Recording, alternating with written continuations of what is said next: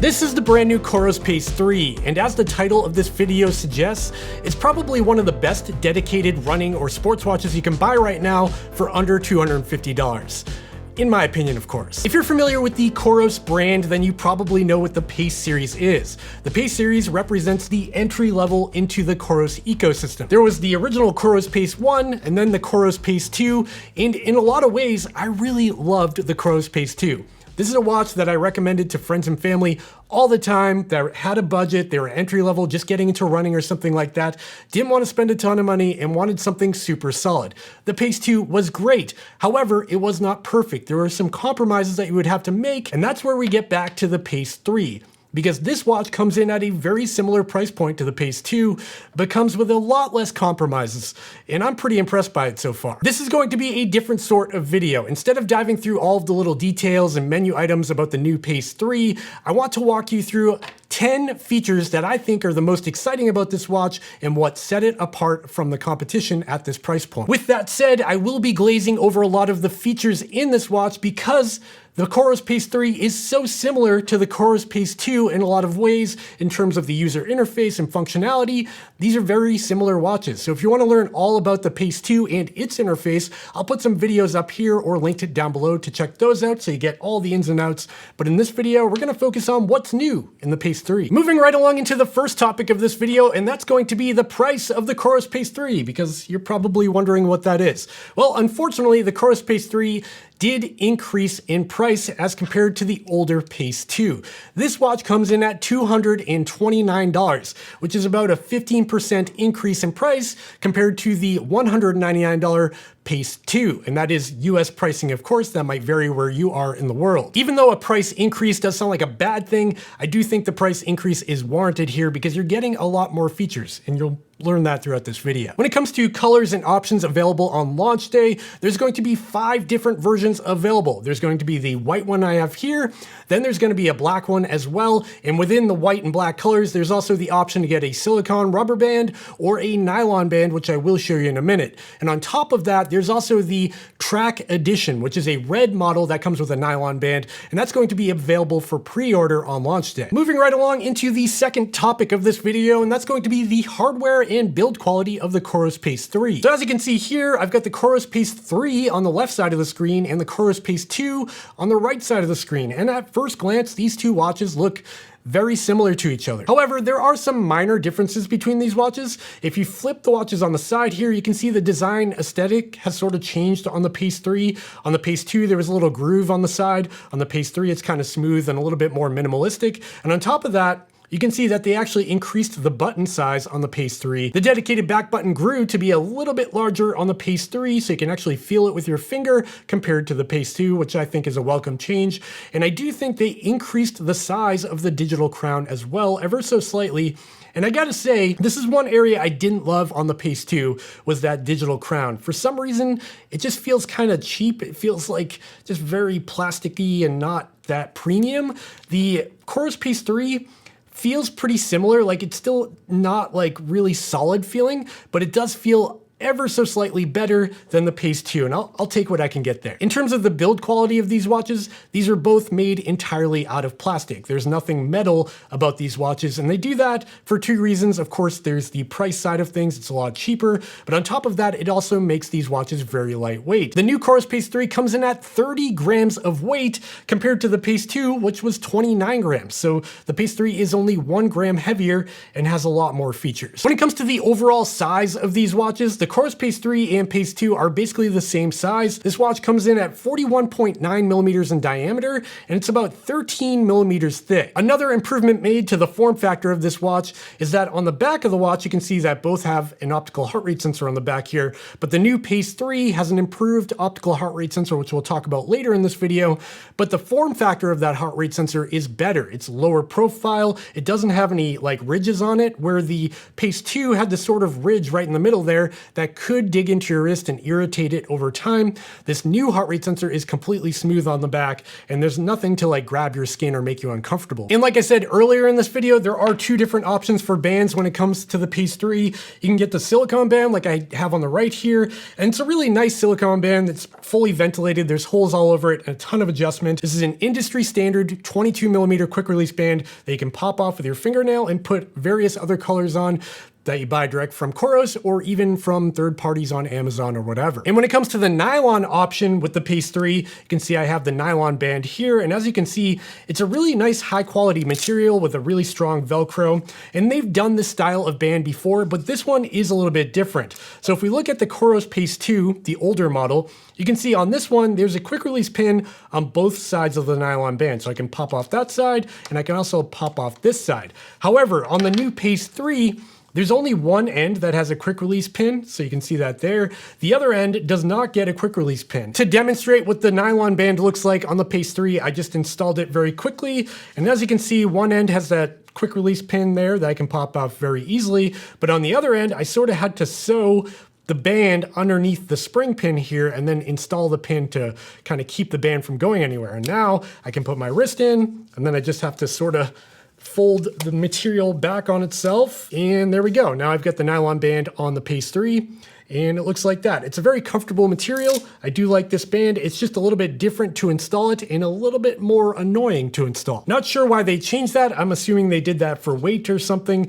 It is what it is, and once you have the band on, it's not a big deal. And I suppose it is nice that they include a couple of extra spring pins in the box in the event that you do lose them. Hey, quick interruption. If you're enjoying this video and you're finding it helpful or fun, I would really appreciate it if you went down and gave me a thumbs up and subscribe to the channel so you don't miss more videos like this in the future. Also, if you're planning on getting a COROS Pace 3 or a Pace 2 or any other watch that I show off in this video, check out the links down below because they do help support this channel and they cost nothing extra to use, so you might as well use them. Okay, back to the video. The next new feature I want to talk about on the Pace 3 is actually the display. But don't get too excited because this display is very similar to the display on the older COROS Pace 2. Both these watches have a 1.2-inch transflective display. However, the Pace 3 got a couple of major upgrades. First of all, this watch is fully touch enabled. So instead of just using the wheel on the side of the watch, I can actually touch the display to get around the user interface. So I can move around, I can tap on stuff and dive into menus and scroll around, and it works pretty well. That said, the touch experience isn't perfect. Like there's a slight delay for when you actually touch to when things move, which is a little bit annoying, but it is nice that they included a touch display on this version of the watch because that was something missing from the COROS Pace 2. Now, on top of that touch-enabled display on the Pace 3, it did get another update to its display, and it's with the backlight. Now, on the COROS Pace 2, for whatever reason, I've always noticed this watch has sort of a washed out backlight, and the display just doesn't look good in the dark with the backlight on.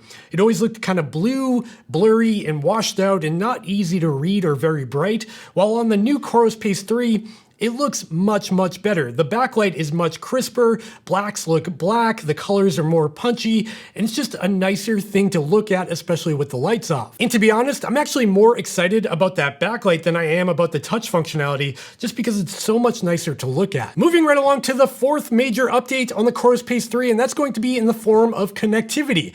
However, with connectivity, there are some pros, but there are some cons as well. Let's start with the pros. So just like before, the COROS Pace 3 does have Bluetooth on board to communicate with your smartphone, to get notifications, and to sync with the COROS app. However, the Pace 3 this time around also has Wi-Fi on board, so you can connect it with your home network and get firmware updates and sync with the COROS servers wirelessly without needing your phone nearby, which is a nice perk. Wi-Fi is great to have and all, but I did mention a downside to connectivity, and that comes in the form of external sensor support. The Pace 3 does support external sensors, like heart rate sensors, power meters, and things like that. However, it only supports Bluetooth sensors. There's no longer support for ANT+ sensors like you had on the Pace 2. The Pace 3 only supports Bluetooth sensors. For me, that's not a big deal because that's basically all I use. But if you are a hardcore triathlete or something, you might have sensors that you can't connect to your watch now, which is a pretty big bummer. Moving right along to the fifth new feature on the COROS Pace 3, and that's music support. This watch now has 4 gigabytes of internal storage for music, so you can be out on a run and listen to music or a podcast phone free and have your earbuds directly connected via Bluetooth to your watch, which is great. Now keep in mind there are some limitations here. There's no streaming service support, so you have to have MP3 files on hand to upload to the watch to make this work. There's no Spotify's or Apple's, nothing like that. It does work well if you have MP3 files, but you have to have those files around to use this feature. Next up on the new feature list for the Pace 3 is going to be new activity profiles for hiking and trail running. Thank you, COROS. Thank you. This was something I always complained about on the COROS Pace 2. If you're unaware, on the COROS Pace 2, it's totally lacking certain activity profiles for trail running and hiking, which I don't understand since it's just like copy and paste. Every other COROS watch has hiking and trail running except for the Pace series.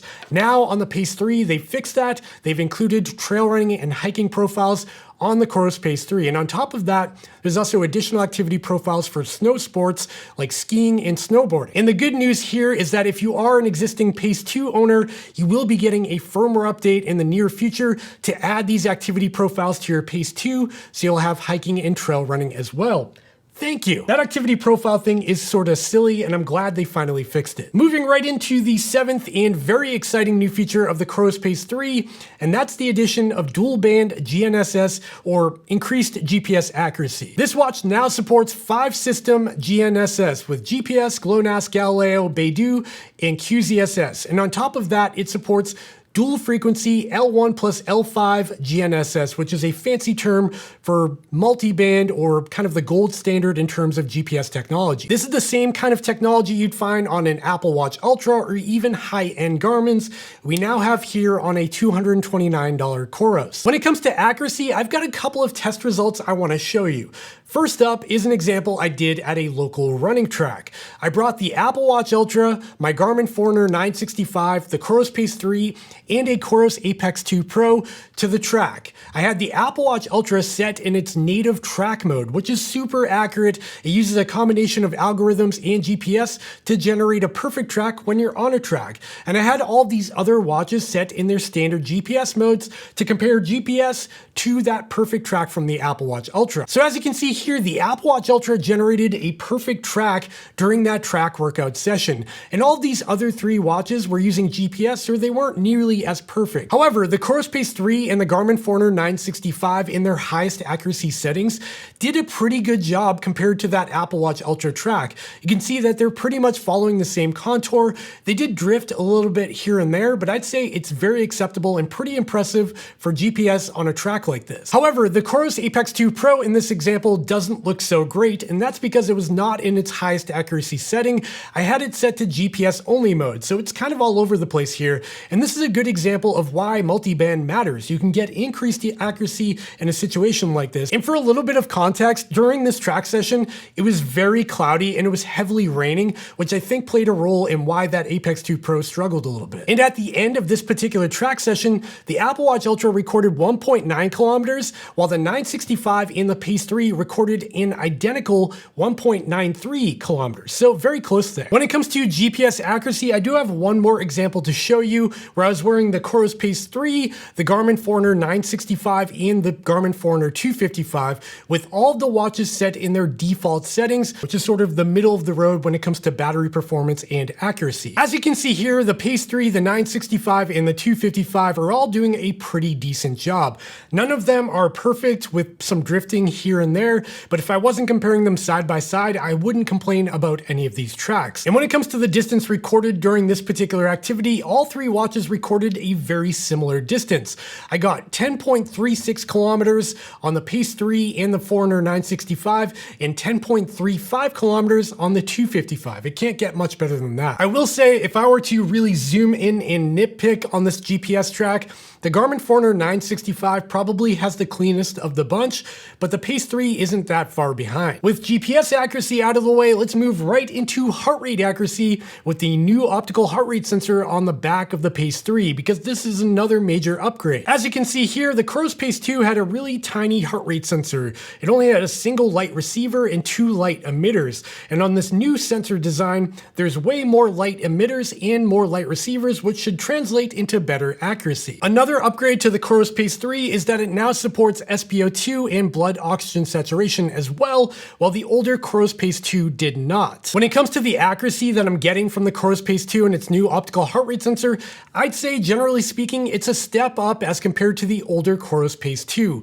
The tracks look a lot better. The graphs are very similar to my chest-based ECG sensor, which is sort of the baseline of comparison, and it compares pretty favorably to things like the Apple Watch Ultra or even my Garmin Forerunner 965. With that said, it isn't perfect. I did notice there were a couple of drops and a couple of spikes here and there on my heart rate graphs, but generally speaking, if I wasn't comparing things side by side, I'd say it looks pretty good. I did have one really bad result from one particular run when I was out at the track doing some workouts.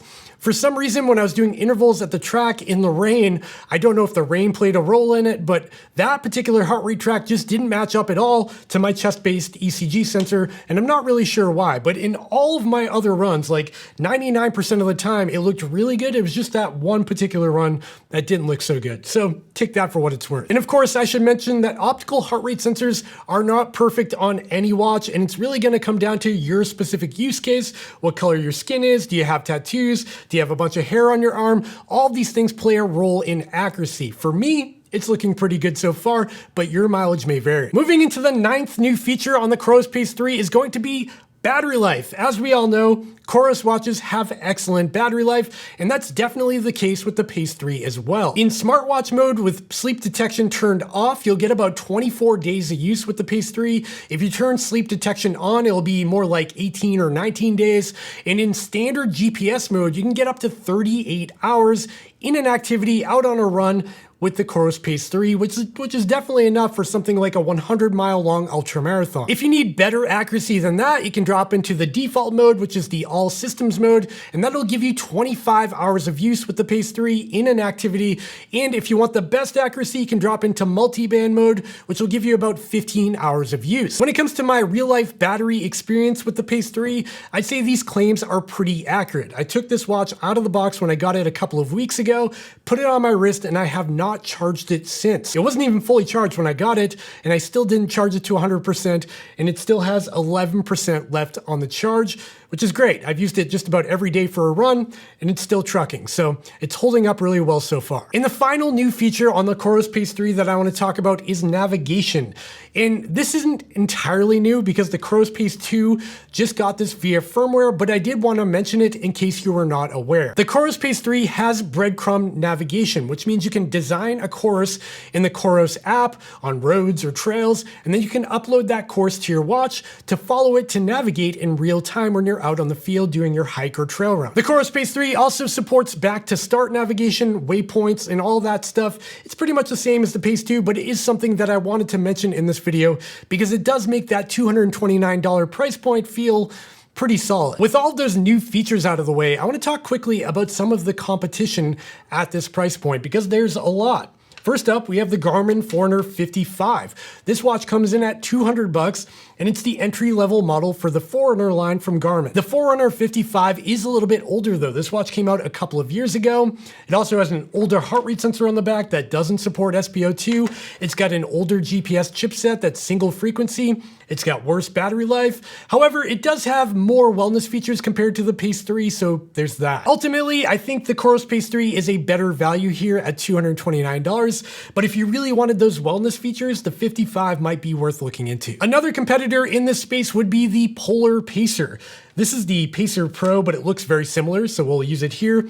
Now, the Polar Pacer comes in at $229, the same price as the Pace 3. However, it doesn't have a touchscreen, it doesn't have an altimeter, it has less battery life, and it does not have a blood oxygen saturation sensor on the back of the watch. I'd also say that Polar has a much worse track record when it comes to firmware updates compared to COROS, so there's that. Another competitor in this space at this price point would be something like the Apple Watch SE. And the Apple Watch SE SE comes in at about $249 right now. However, I would say that the Apple Watch SE is not really competition to the Pace 3. These are two entirely different watches. The Apple Watch SE only gets like a day of battery life. The Pace 3 gets like a month of battery life, and the same goes for GPS on battery life. It's totally different. And of course, the Apple Watch SE can have a cellular connection. It has an app store. You can make and take phone calls from it. You can send text messages. But again, it's an entirely different user experience compared to something like the Pace 3. And the final comparison I want to make in this video is with the COROS Pace 2, because there's a lot of users out there that probably have a Pace 2, and they're wondering whether or not they should upgrade for the premium cost of $229. I've outlined a bunch of differences between these two watches throughout this video, but the one thing I haven't mentioned yet is the future of firmware updates between these two watches. I think that the COROS Pace 3 has more internal storage, it's got a faster CPU, it probably has more capabilities, and because of that, COROS is going to be issuing more and more firmware updates to the Pace 3 compared to the Pace 2 over time. I think the future is pretty bright with the Pace 3, and I think down the road we'll continue to see new features being added. You know, even a year from now, COROS has a great track record for that. On the other hand, the COROS Pace 2 is a couple of years old now, and COROS does still add new features to it, but I wonder how long they can do that for given the hardware and its capabilities. So if you want something that will continue to get updated long term, the Pace 3 might be worth investing in. If you don't really care about that, the Pace 2 is still awesome, so you don't really have to worry about upgrading unless you want some of these new features like the new heart rate sensor, the new GPS chipset, the improved battery life, and that display that just looks much nicer in the dark. So at the end of the day, who is the COROS Pace 3 for? Honestly, at this price point, with this feature set, it's got a really big audience. You could be a beginner runner looking for an inexpensive entry-level option, all the way up to a veteran runner looking for a lightweight watch for their next 100-miler. Both of those people would be very happy with the COROS Pace 3. And at this point in time, I do think the COROS Pace 3 is one of the best watches you can get if you're looking for a running or sports style watch. At $200 or sub $250, this is probably one of the best options out there right now. But all of that is really just my opinion, and that's why I want to hear from you. Do you have a COROS Pace 2 that you're going to upgrade to the Pace 3? Or are you just going to hang on to your Pace 2? Or are you going to just get a Garmin and call it quits? Let me know in the comments down below. I would love to hear from you. If you found this video fun, entertaining, helpful, anything like that, please consider giving me a thumbs up and subscribing to the channel down below, because that really helps me out. And if you're planning on picking up the Pace 3, a Garmin, a COROS, Apple Watch, anything, check out the links in the description down below, because they do help support this channel and they cost nothing extra to you. Go down and check out the podcast as well. Follow me on Instagram and Strava. Do all the things down there. I'd really appreciate it. And I think that's it. I'll see you next time. Bye.